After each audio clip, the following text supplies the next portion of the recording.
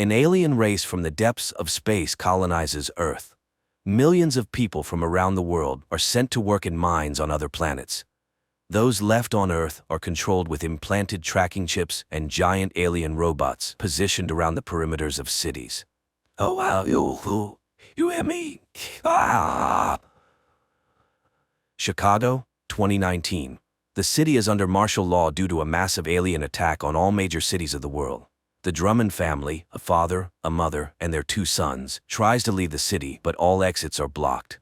When a police officer stops their car at one of the exits, the father presses the gas pedal and breaks through the blockade. Entering an exit tunnel, the man is forced to stop as the exit is blocked by aliens. Taken by surprise, the father freezes, although his wife asks him to turn around. Suddenly, an unknown pulse tears through both adults sitting in the front seats. The children, looking up, see an incomprehensible creature standing right in front of their car's hood.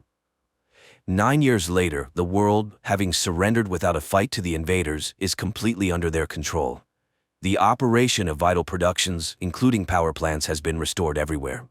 The aliens are called legislators because all laws and rules now come from them.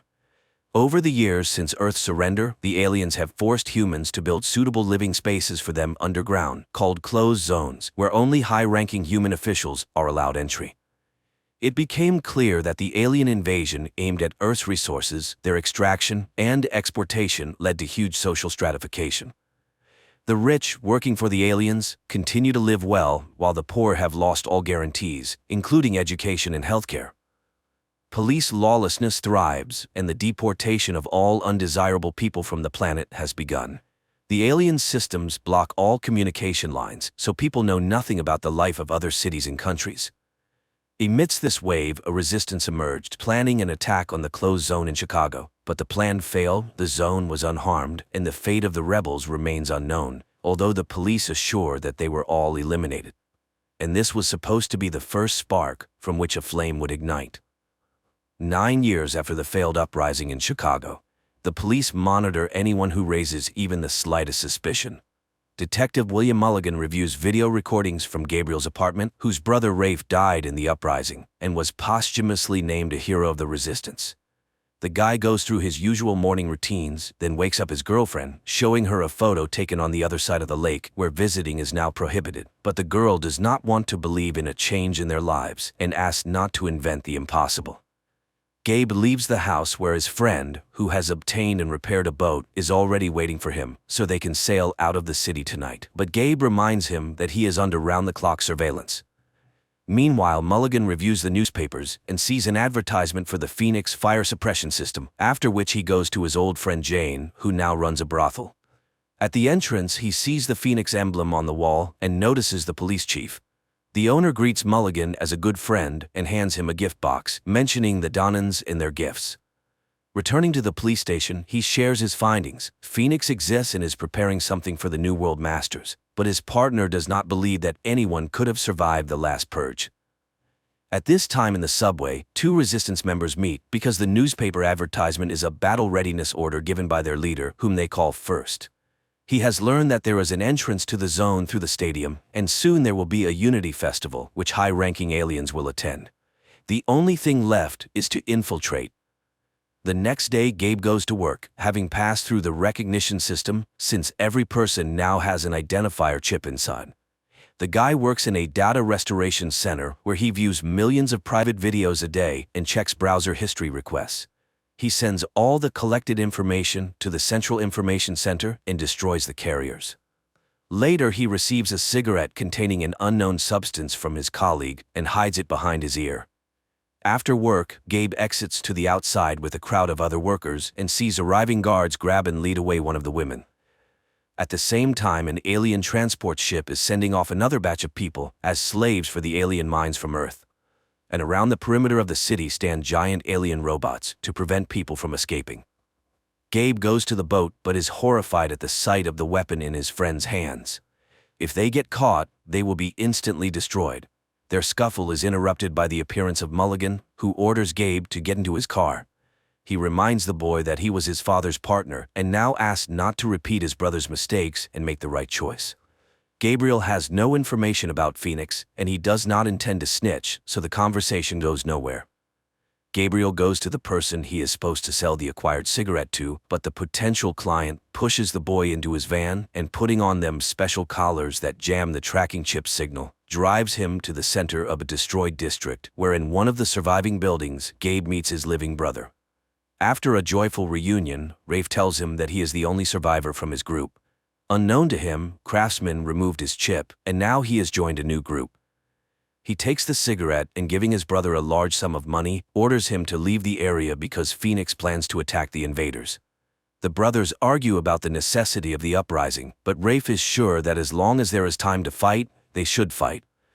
Gabriel then rushes into his apartment and hurriedly starts packing, convincing his girlfriend to join him. The girl tries to persuade the boy to stay, and seeing the money and learning that Rafe is alive, asks the boy to think carefully, as they could then be recorded as accomplices. The couple argues, unaware that the police are closely listening to their conversation. Gabe leaves alone, but immediately encounters Mulligan, who was following him. Gabriel runs away from Mulligan and hides in the secret passages underground. He puts on the remaining collar, and the aliens' drones do not lose sight of him. Mulligan returns to the station, where he has an entire room dedicated to Phoenix, and notes that Rafe might be alive. At this time, Rafe's carrier pigeon reaches the recipient, and the information is passed along the chain to a secret IP center, where upon entering the received numbers, its worker displays Phoenix's target, an official who will gain access to the closed zone that day. The newspapers immediately publish Phoenix's announcement, and the group members receive the call. One of them, working on the radio, plays a conditional track heard by a man with a dog, who immediately takes her for a walk. Her bark is heard by a mechanic girl who rushes to her car. Later they arrive at an underground clinic where a doctor performs complex operations to remove the tracking chips. Then, he hands over the chips extracted from law-abiding citizens previously deceased from diseases, as well as special containers that need to be kept in the mouth, so they too will be recognized as law-abiding citizens. Meanwhile, one of the resistance members, serving as a priest, meets with Rafe. The pair goes to an arms dealer and receives invisible explosive material from a girl extracted from a crashed alien ship.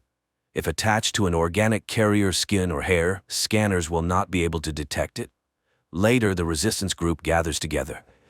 The leader distributes containers with new chips and shows a photo of the person who will go to the aliens. Lastly, he hands out poison capsules to everyone, which will help avoid being captured alive by the enemy.